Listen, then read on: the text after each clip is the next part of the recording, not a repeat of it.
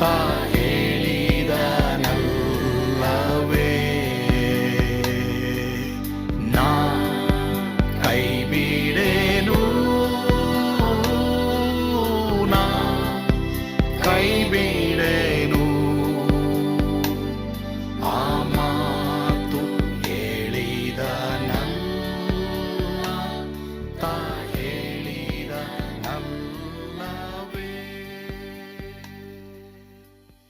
ಯೇಸು ಕೈ ಬಿಡನು ದೈನಂದಿನ ಸತ್ಯವೇದ ಅಧ್ಯಯನಕ್ಕೆ ನಿಮ್ಮೆಲ್ಲರನ್ನು ಆಹ್ವಾನ ಮಾಡ್ತೇನೆ. ಇಂದು ನಾವು ವಿಮೋಚನ ಕಾಂಡ 12ನೇ ಅಧ್ಯಾಯ 9ರಿಂದ 13ನೇ ವಚನವನ್ನ ಧ್ಯಾನ ಮಾಡೋಣ. ಓದಿಕೊಳ್ಳೋಣ. ಅದನ್ನ ಹಸಿಯಾಗಿಯೂ ನೀರಿನಲ್ಲಿ ಬೇಯಿಸಿಯೂ ತಿನ್ನಕೂಡದು. ಅದನ್ನೆಲ್ಲ ತಲೆ, ತೊಡೆ, ಹೊಟ್ಟೆಯೊಳಗಣವುಗಳು ಸಹಿತವಾಗಿ ಬೆಂಕಿಯಲ್ಲಿ ಸುಟ್ಟೇ ತಿನ್ನಬೇಕು. ಮರುದಿನದ ಬೆಳಗಿನವರೆಗೆ ಅದರಲ್ಲಿ ಸ್ವಲ್ಪವನ್ನಾದರೂ ಮಿಗಿಸಕೂಡದು. ಬೆಳಗಿನವರೆಗೆ ಮಿಕ್ಕದನ್ನು ಬೆಂಕಿಯಿಂದ ಸುಟ್ಟು ಬಿಡಬೇಕು. ಆ ಭೋಜನವನ್ನು ಮಾಡಬೇಕಾದ ಕ್ರಮ ಹೇಗೆಂದರೆ, ನೀವು ನಡುವನ್ನ ಕಟ್ಟಿ ಕೆರವನ್ನ ಮೆಟ್ಟಿಕೊಂಡು ಕೋಲು ಹಿಡಿದು ತ್ವರೆಯಾಗಿ ಮಾಡಬೇಕು. ಇದು ಯೆಹೋವನಿಗೆ ಆಚರಿಸತಕ್ಕ ಪಸ್ಕಹಬ್ಬ. ಆ ರಾತ್ರಿ ನಾನು ಐಗುಪ್ತ ದೇಶದ ನಡುವೆ ಹಾದು ಹೋಗಿ ಮನುಷ್ಯರಲ್ಲಾಗಲಿ ಪಶುಗಳಲ್ಲಾಗಲಿ ಚೊಚ್ಚಲಾಗಿರುವುದನ್ನೆಲ್ಲ ಸಂಹರಿಸುವೆನು. ಐಗುಪ್ತ ದೇಶದ ಸಮಸ್ತ ದೇವತೆಗಳಿಗೂ ಶಿಕ್ಷೆ ಮಾಡುವೆನು. ನಾನು ಯೆಹೋವನು. ನೀವು ಬಾಗಿಲಿಗೆ ಹಚ್ಚಿದ ಆ ರಕ್ತವು ನೀವಿರುವ ಮನೆಗಳನ್ನು ಸೂಚಿಸುವುದಾದ ಕಾರಣ ನಾನು ಅದನ್ನು ಕಂಡು ನಿಮಗೆ ಯಾವ ನಷ್ಟವನ್ನು ಮಾಡದೆ ಮುಂದಕ್ಕೆ ದಾಟಿ ಹೋಗುವೆನು. ನಾನು ಐಗುಪ್ತದವರನ್ನು ಸಂಹರಿಸುವಾಗ ನಿಮಗೆ ಯಾವ ಹಾನಿಯೂ ಉಂಟು ಆಗೋದಿಲ್ಲ. ಪಸ್ಕದ ಊಟ ಯಾವ ರೀತಿ ಮಾಡಬೇಕು, ಕರ್ತನ ಭೋಜನ ಯಾವ ರೀತಿ ನಾವು ತಗೊಳ್ಬೇಕು ಅನ್ನೋದು ಇಲ್ಲಿ ದೇವರು ಕ್ರಮ ಕೊಡ್ತಾ ಇದ್ದಾರೆ. ನೀವು ಎಷ್ಟು ತಿನ್ನಬೇಕೋ ಅಷ್ಟು ತಿನ್ರಿ, ಆದರೆ ಎಲ್ಲವನ್ನ ಕೂಡಿಸಿಕೊಂಡು ಇನ್ನು ಮುಂದೆ ಯಾವಾಗಲೂ ಊಟ ತಿನ್ನುತ್ತಿರಬೇಕೆಂಬುದಾಗಿ ದೇವರು ಹೇಳ್ತಾ ಇಲ್ಲ. ನೀವು ಕೆರಗಳನ್ನು ಮೆಟ್ಟುಕೊಂಡು ಕೋಲು ಹಿಡಿದುಕೊಂಡು ತಿನ್ನಿರಿ ಎಂಬುದಾಗಿ ದೇವರು ಮೋಶೆ ಮೂಲಕ ಇಲ್ಲಿ ಹೇಳ್ತಾ ಇದ್ದಾರೆ. ಎಲ್ಲವರನ್ನ ಯಾಕೆ ಇವ್ರು ತಿನ್ನೋಕ್ಕಾಗೋದಿಲ್ಲ, ಅದನ್ನ ಬೆಂಕಿಯಿಂದ ಸುಟ್ಟು ಬಿಡ್ರಿ, ನಿಮ್ಮ ಪ್ರಯಾಣಕ್ಕೆ ಶಕ್ತಿ ಉಂಟಾಗ್ತದೆ ಎಂಬುದಾಗಿ ಅಲ್ಲಿ ದೇವರು ಹೇಳ್ತಾ ಇದ್ದಾರೆ. ಯಾಕೆಲ್ಲವನ್ನ ಇವರು ಆ ರಾತ್ರಿನೇ ತಿಂದು ಮುಗಿಸ್ಬೇಕು, ಇಲ್ಲ ಮಿಕ್ಕಿಸಿದನ್ನ ಬೆಂಕಿಯಿಂದ ಸುಡಬೇಕು ಎಂಬುದಾಗಿ ದೇವರು ಹೇಳಿದ್ರು ಎಂಬುದಾಗಿ ನಾವು ನೋಡ್ಬೇಕಾದ್ರೆ, ಪಾಪ ಅನ್ನೋದು ನಮ್ಮ ಜೀವಮಾನದಲ್ಲಿ ಇನ್ನು ಮೇಲೆ ಮುಂದುವರಿಬಾರದು ಅನ್ನೋದನ್ನ ನೆನಪು ಮಾಡ್ಕೊಳಕ್ಕೆ. ನಮ್ಮ ಹಾಗೆ ಇವರು ಮೇಜಿನ ಮೇಲೆ ಕುಳಿತುಕೊಂಡು ಅವರು ಊಟ ಮಾಡಲ್ಲ. ಅವರು ತಲೆ ದಿಂಬನ್ನ ಹಾಕಿಕೊಂಡು ಹೊರಗೆ ಊಟ ಮಾಡ್ತಾ ಇದ್ರು. ಯೇಸು ಸ್ವಾಮಿ ಸಹ ಕರ್ತನ ಭೋಜನ ನೀವು ನೋಡ್ತೀರಾ, ಎಲ್ಲ ಒರಗಿಕೊಂಡು ಊಟ ಮಾಡ್ತಾ ಇದ್ರು. ಊಟ ತಿನ್ನುವಂಥದ್ದು ಒರಗಿಕೊಂಡು ಊಟ ಮಾಡಿ ನಾವು ತಿನ್ನೋದ್ರಿಂದ ಜೀರ್ಣಕ್ಕೆ ಬಹಳ ಸಹಾಯ ಮಾಡ್ತದೆ ಅನ್ನೋದು ನಾವು ನೋಡ್ತೀವಿ. ಸೊ ಇವರು ಊಟ ಮಾಡ್ಬೇಕಾದ್ರೆ ಯಾಕೆ ಕೆರಗಳನ್ನು ಮೆಟ್ಟಿಕೊಂಡು ಇವರು ರೆಡಿಯಾಗಿ ಊಟ ಮಾಡಬೇಕು ಅಂತಂದ್ರೆ, ಪಾಪದಿಂದ ಬಿಡುಗಡೆ ಆಗಕ್ಕೆ ನಾನು ನೀನು ತಡ ಮಾಡಬಾರ್ದು, ಇಮ್ಮಿಡಿಯೇಟ್ ಆಗಿ ತೀರ್ಮಾನ ಮಾಡ್ಬೇಕು ಅನ್ನೋದು ಅದರ ಅರ್ಥವಾಗಿದೆ. ತಿರುಗಿ ನೆಕ್ಸ್ಟ್, ಐಗುಪ್ತರು ಎಲ್ಲಾ ತರದ ದೇವತೆಗಳನ್ನು, ಉದಾಹರಣೆಗೆ ಕಪ್ಪೆ, ನೈಲ್ ನದಿಯ ನೀರು, ಹೀಗೆ ಎಲ್ಲವನ್ನ ಅವರು ದೇವರಂತ ಆರಾಧನೆ ಮಾಡ್ತಾ ಇದ್ರು. ಅವುಗಳಿಗೆ ನಾನು ನ್ಯಾಯ ತೀರಿಸ್ತೀನಿ ಎಂಬುದಾಗಿ ದೇವರು ಹೇಳಿದ್ರು. ಅದರಿಂದ ಯಾವುದೂ ದೇವರಲ್ಲ, ಯೇಸು ದೇವರಾಗಿದ್ದಾನೆ. ಇಸ್ರಾಯೇಲರು ತಮ್ಮ ಪ್ರಯಾಣದ ಬಟ್ಟೆಗಳಲ್ಲಿ ರೊಟ್ಟಿಯನ್ನು ತಿನ್ನಬೇಕೆಂದು ಆಜ್ಞಾಪಿಸಲಾಯಿತು. ಅಂದ್ರೆ ಅವರು ಐಗುಪ್ತ ದೇಶ ಬಿಡುವುದಕ್ಕೆ ಯಾವುದೇ ಸಮಯದಲ್ಲಿ ಸಿದ್ಧವಾಗಿರ್ಬೇಕಾಯ್ತು ಅಂತ ದೇವರು ಹೇಳ್ತಾ ಇದ್ದಾರೆ. ಪ್ರಿಯರೇ, ಪಾಪನ ನಾಳೆ ಬಿಟ್ಬಿಡ್ತೀನಿ ಅನ್ನೋ ಒಂದು ಮಾತು ನಮ್ಮಲ್ಲಿ ಇರಬಾರ್ದು. ಇವತ್ತೇ ನಾನು ಬಿಟ್ಬಿಡ್ತೀನಿ ಅನ್ನೋ ಒಂದು ತೀರ್ಮಾನ ನೀನ್ ಮಾಡ್ಬೇಕು. ಇದರ ಅರ್ಥವೇನೆಂದ್ರೆ, ನಾವು ಸಹ ಯೇಸ್ವಾಮಿ ಯಾವಾಗ ನಮ್ಮನ್ನ ಪರಲೋಕ ಕರೀತಾರೋ ಆ ಸಂದರ್ಭದಲ್ಲಿ ನಾನು ನೀನು ಸಿದ್ಧವಾಗಿರ್ಬೇಕು ಅನ್ನೋದು ಇನ್ನೊಂದು ಅರ್ಥ. ಈ ಲೋಕ ನಮ್ಮದಲ್ಲ, ನಾವು ರೆಡಿ ಆಗಿರ್ಬೇಕು ಯಾವಾಗ್ಲೂ ಅನ್ನೋದು. ನೀವು ತ್ವರೆಯಾಗಿ ಕೆರಗಳನ್ನು ಮೆಟ್ಟಿಕೊಂಡು ಕೋಲನ್ನು ಹಿಡಿದುಕೊಂಡು ಊಟ ಮಾಡ್ರಿ ಅಂತ ದೇವರು ಹೇಳಿದ್ರಂತ ಅರ್ಥ ಆಯ್ತು. ಅರ್ಥ ಆಯ್ತಾ? ಪರಲೋಕಕ್ಕೆ ಹೋಗಕ್ಕೆ ನಾವು ಯಾವಾಗಲೂ ರೆಡಿಯಾಗಿರ್ಬೇಕು. ಪಾಪವನ್ನ ಬಿಟ್ಟು ಜೀವಿಸಕ್ಕೆ ನಾಳೆ ಮುಂದೂಡ್ಬೇಡ್ರಿ, ಇವತ್ತೇ ನಾನು ಪಾಪವನ್ನು ಬಿಟ್ಟು ದೇವರಿಗಾಗಿ ಜೀವಿಸ್ತೀನಿ ಎಂಬುದಾಗಿ ತೀರ್ಮಾನ ಮಾಡ್ರಿ. ಖಂಡಿತವಾಗಿ ಅಲ್ಲಿ ಐಗುಪ್ತರೊಂದಿಗೆ ನೀವು ನಷ್ಟ ಪಡೋದಿಲ್ಲ. ಒಬ್ಬ ಮನುಷ್ಯನು ಲೋಕವನ್ನೆಲ್ಲ ಸಂಪಾದಿಸಿಕೊಂಡ್ರು ಆತ್ಮ ನಷ್ಟಪಟ್ಟರೆ ಅವನಿಗೆ ಪ್ರಯೋಜನವೇನೆಂಬುದಾಗಿ ದೇವರ ವಾಕ್ಯ ಹೇಳ್ತದೆ. ಹೀಗಾಗಿ ಆತ್ಮ ನಷ್ಟ ಪಡಿಸ್ಕೊಳ್ಬೇಡ್ರಿ, ಯೇಸುವಿಗೆ ನಿಮ್ಮ ಹೃದಯವನ್ನ ಕೊಡ್ರಿ. ಕರ್ತನು ನಿಮ್ಮನ್ನು ಆಶೀರ್ವಾದ ಮಾಡಲಿ. ಕೆಲಸ ಮಾಡ್ತಾರವ್ರಿಗಾಗಿ ವ್ಯಾಪಾರ ಮಾಡ್ತಾ ಇರೋರಿಗಾಗಿ ನಾನು ಪ್ರಾರ್ಥನೆ ಮಾಡಕ್ಕೆ ಇಚ್ಛಿಸ್ತೇನೆ. ಬಟ್ ಅದಕ್ಕಿಂತ ಮುಂಚೆ ಯಾರ್ಯಾರು ಇನ್ನೂ ರಕ್ಷಣೆ ಹೊಂದಿಲ್ವೋ, ರಕ್ಷಣೆ ಅನುಭವ ಯಾರ್ಯಾರಿಗಿಲ್ವೋ, ಪಾಪದಿಂದ ವಿಮೋಚನೆ ಬಿಡುಗಡೆ ಯಾರ್ಯಾರಿಗಿಲ್ವೋ ಅಂಥವರಿಗಾಗಿ ನಾನು ಪ್ರಾರ್ಥನೆ ಮಾಡಕ್ಕೆ ಇಷ್ಟಪಡ್ತೇನೆ. ಯೇಸುವೆ, ನಿನ್ನ ನನ್ನ ಸ್ವಂತ ರಕ್ಷಕನಾಗಿ ದೇವರನ್ನಾಗಿ ಅಂಗೀಕರಿಸ್ಕೊಳ್ತೀನಿ. ನನ್ನ ಪಾಪದಿಂದ ನಾನು ಪಶ್ಚಾತ್ತಾಪಪಟ್ಟು ನಿನ್ನ ಕಡೆ ತಿರ್ಕೊಳ್ತೀನಿ ಎಂಬುದಾಗಿ ನೀವು ತೀರ್ಮಾನ ಮಾಡ್ರಿ.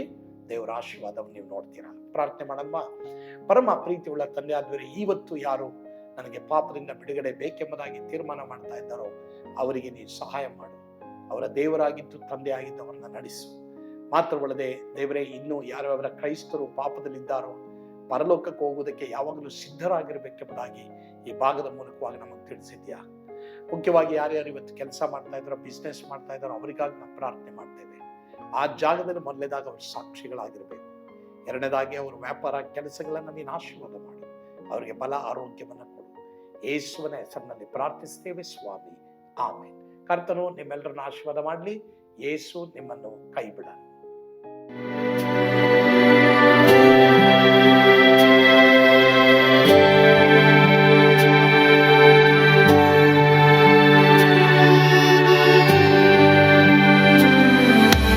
ನಾನು ಪಾತ್ರದಲ್ಲಿ ಇರುವಾಗಲೂ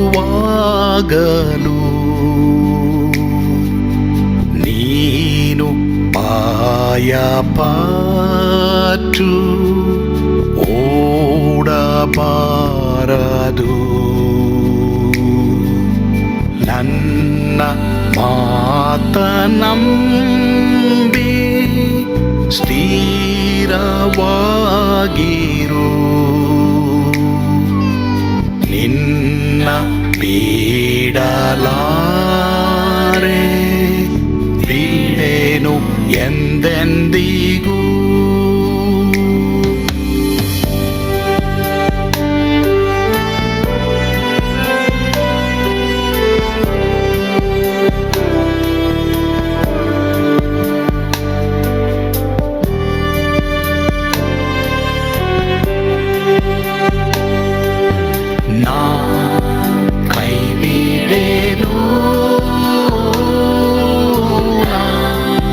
ಕೈಬಿಡೆನು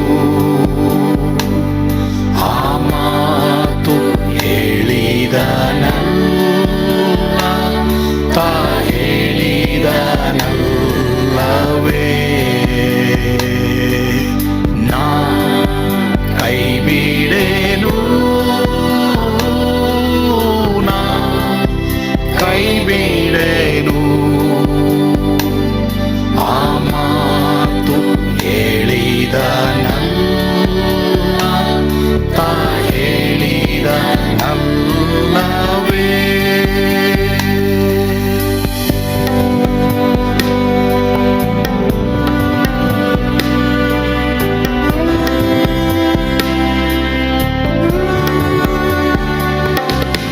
ಸುತ್ತಲೂ ಹೂಗಳು ಬಾಡಿ ಹೋದರು, ಮೇಲೆ ಸ್ವರ್ಗದೋಳು ಬಾದಲಾಗದು.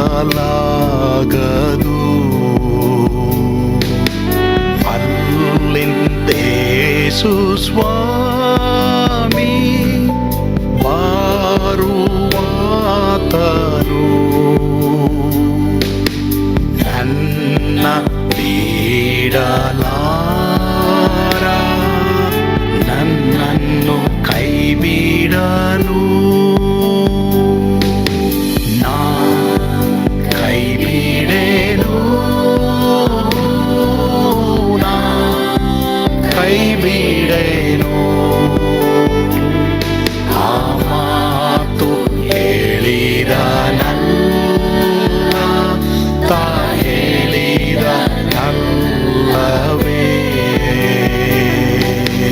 ನಾ ಕೈ ಬಿಡೆ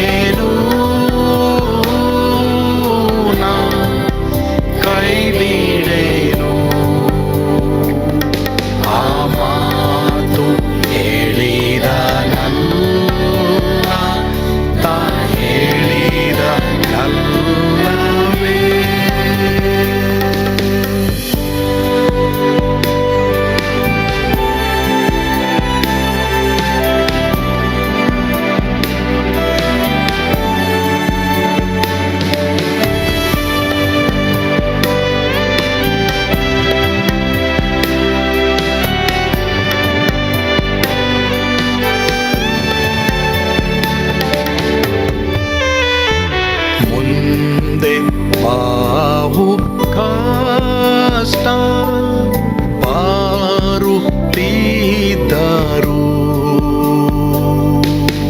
ಬಾಯ ಪಾಡಲಾರೆ ಸ್ವಾಮಿ ಇದ್ದಾನೆ ಬಾಲವಾಗಿ ನಿಂತು ಹರ್ಷಗೊಳ್ಳುವೆ ಸ್ವಾಮಿ ನೀಡಲಾರ ಸ್ವಾಮಿ ನನ್ನ ಕೈ ಬಿಡನು ನಾ ಕೈ ಬಿಡೇನು ನಾ ಕೈ ಬಿಡೇನು ಆ ಮಾತು ಹೇಳಿದನಲ್ಲ